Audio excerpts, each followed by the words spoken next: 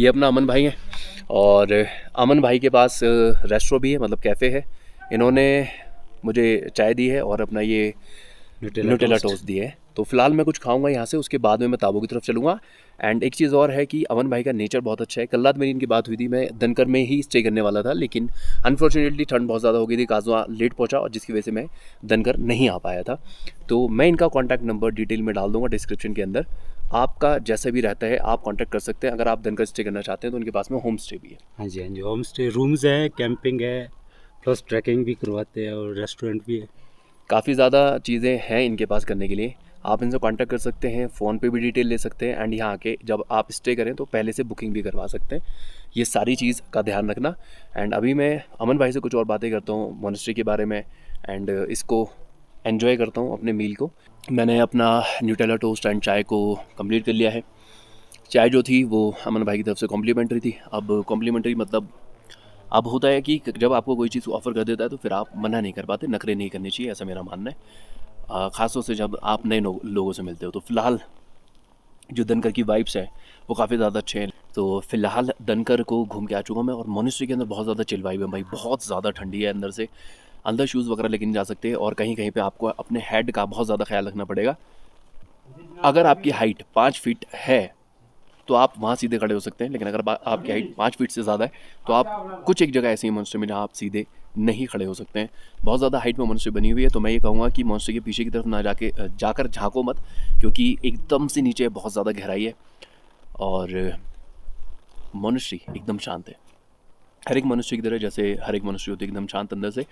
और ये चीज़ें बताता हूँ कि यहाँ पर आके चीज़ों को अंदर से समझना कौन सी चीज़ क्या है मेरे लिए बड़ा मुश्किल है, क्योंकि जो ये मोनेस्ट्री वाला जो कल्चर है, जो मोनेस्ट्रीज़ हैं उनके जो रिचुअल्स होते हैं वो आप अंदर जाके जब देखते हैं और कोई अगर आपको बताने वाला नहीं है तो आपको समझ नहीं आने वाले हैं। तो एग्जैक्टली मेरे साथ वहाँ अंदर पेंटिंग वगैरह होती है, सब कुछ होता है। बस हमें एक चीज़ समझ आती है कि जो बुद्धा स्टैचू है वो तो समझ आता है कि ये क्या चीज़ है। अदरवाइज़ उसके अलावा जो पेंटिंग्स होती हैं उनका जो डिस्क्रिप्शन है वो क्या डिपिक्ट कर रही हैं, क्या उसमें कहा जा रहा है, ये सारी चीज़ें हमें नहीं पता चल पाती हैं। तो एक और चीज़ कहूँगा मैं कि जब आप मोनेस्ट्री में ऊपर नीचे चढ़ना उतरना करेंगे तो सांस फूलेगी, क्योंकि ये जो मोनेस्ट्री है अच्छी खासी हाइट पर सिचुएटेड है। जो दनकर विलेज है वो भी अच्छी खासी हाइट पर है। पॉपुलेशन काफ़ी कम है इस विलेज की, लेकिन हाइट बहुत ज़्यादा है। तो यहाँ पे चढ़ना उतरना जब आप करते हैं तो आपकी सांसें बहुत जल्दी ही फूलने लग जाती हैं। तो इन सब चीज़ों का ख्याल रखना कि आप जब आओ तो बहुत ज़्यादा चढ़ना उतरना तेज़ी से मत करना। अक्सर मेरी क्या आदत है, मैं जोश जोश में बहुत ज़्यादा ऊपर नीचे भगदड़ कर देता हूँ और फिर उसके बाद ऐसा मैं फ़ील करता हूँ कि सांस फूल चुकी है। कल ऐसा मेरे साथ किब्बर में हुआ, बहुत बुरे हालात हो गए थे किब्बर के अंदर। जब आप जाते हैं किब्बर पे जो मेन रोड है चिचम जाने वाला, चिचम ब्रिज के ठीक पास में स्नो लेपर्ड को स्पॉट करने का पॉइंट है, वहाँ पे गाइड वगैरह होते हैं, तो उसमें नीचे उतरना पड़ता है। तो मैं नीचे तो धीरे धीरे उतरा था, लेकिन मैं चढ़ा बड़ा तेज़ी में और जब तक मैं ऊपर आया उसके चढ़ के तो सांस उखड़ चुकी थी पूरी तरीके से। तो भाई ये चीज़ें नहीं करनी है। अब फ़िलहाल क्या करना है कि यहाँ से रास्ते में जाते हुए मैं क्या शूट करूँगा, मुझे ताबो तक जाना, रास्ता ख़राब है, नज़ारे कुछ है नहीं, सूखे जो पहाड़ हैं वो दिखाई देंगे। तो डायरेक्टली मैं आपसे ताबो जाकर फिर मुलाकात करूँगा मोस्ट प्रोबेबली मोनेस्ट्री के अंदर एंटर करने के बाद में। वहाँ मोनेस्ट्री को अंदर से देखना है, अंदर से नहीं देखा है, बाहर से देख चुके हैं। तो नई एंड पुरानी मोनेस्ट्री दोनों इस टाइम पे ओपन मिलेंगी। तो ताबो जाते हैं, ताबो की मोनेस्ट्री के अंदर ताबो जाके तब आपसे मैं मुलाकात करता हूँ। फ़िलहाल यहाँ से निकलता हूँ।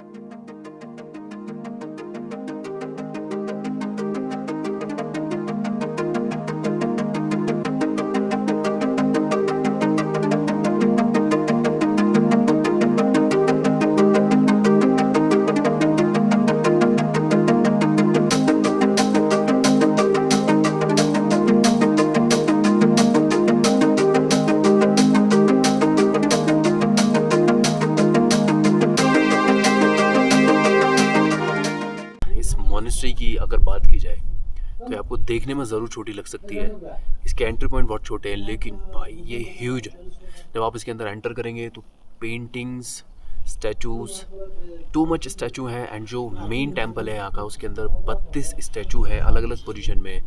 बुद्धा स्टैचू जो डिफरेंट डिफरेंट पोजीशन को शो करते हैं, डिफरेंट टेम्पर शो करते हैं, एक्सप्रेशन अलग तरीके के हैं उन स्टैचूज़ के। एंड ये जो मोनेस्ट्री है ये ह्यूज है। जितनी भी मोनेस्ट्रीज़ मैंने अब तक विज़िट की हैं उसमें सबसे बड़ी मोनेस्ट्री ताबो मोनेस्ट्री है। एंड जब परसों मैं यहाँ पर आया था, परसों शाम में, तो उस टाइम मुझे बताया गया था, जो लामा थे उनसे मेरी बात हुई थी कि ये जो मोनेस्ट्री है ये स्पीति के सेंटर में मानी जाती है, और इसको इसीलिए सिचुएट किया गया था यहाँ ताबो में कि ऐसा माना जाता था कि जो ताबो है वो स्पीति का सेंटर है। एंड और यहाँ पे हवाएं बहुत ज़्यादा तेज़ चलती हैं, जिसकी वजह से कैमरा भी लुढ़क गया था।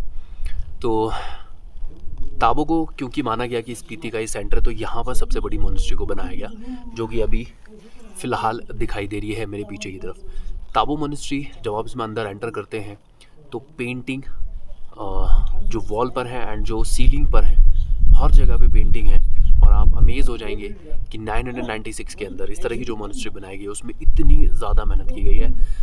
एग्जैक्टली अगर हम लोग यहाँ पे पूछते हैं तो इसकी जो हिस्ट्री है वो इतना एनरिच है कि शायद मुझे लगता है कि हर किसी को मालूम होगा कि कितने साल इसको बनाने में लगे, पेंटिंग किसने बनाई, एंड जो पेंटिंग्स हैं वो क्या डिपिक्ट करती हैं। बहुत ज़्यादा डीप है ये। कुछ लोग ऐसा कहते हैं, सोशल मीडिया के ऊपर यह अफवाह फैलाई जाती है कि जो ताबो मोनेस्ट्री है वो वॉर वगैरह की वजह से उसके अंदर काफ़ी ज़्यादा नुकसान हुआ है और डैमेज वगैरह हुआ है। तो ऐसा कुछ नहीं है। मेरी लामा से यहाँ बात हुई थी कल, एंड उन्होंने कहा कि इस तरह की जो न्यूज़ है वो फेक न्यूज़ है, ऐसा कुछ नहीं है, इसके अंदर कोई चेंजेस नहीं है, मोनेस्ट्री जैसी थी वैसी ही है। तो फ़िलहाल मुझे यहाँ से निकलना है। अब कुछ कन्फ्यूज़न है, निकलने के हिसाब से बता देता हूँ कि अगर हम लोग बात करते हैं, अगर मैं सनसेट से पहले, अगर मैं 6 बजे तक कल्पा पहुँच सका तो मैं कल्पा जाऊँगा और वहाँ पे सनसेट देखूँगा, लेकिन अगर ऐसा नहीं हो सका तो मैं फिर डायरेक्टली दिल्ली के लिए यहाँ से निकलूँगा। तो फ़िलहाल मैं यहाँ से निकलता हूँ, और आज का ये जो व्लॉग है, आज के इस व्लॉग को दोपहर में यहीं पर एंड कर देंगे, एंड जो नेक्स्ट व्लॉग होगा वो होगा यहाँ से ताबो टू दिल्ली का। तो फ़िलहाल यहाँ से निकलता हूँ मैं।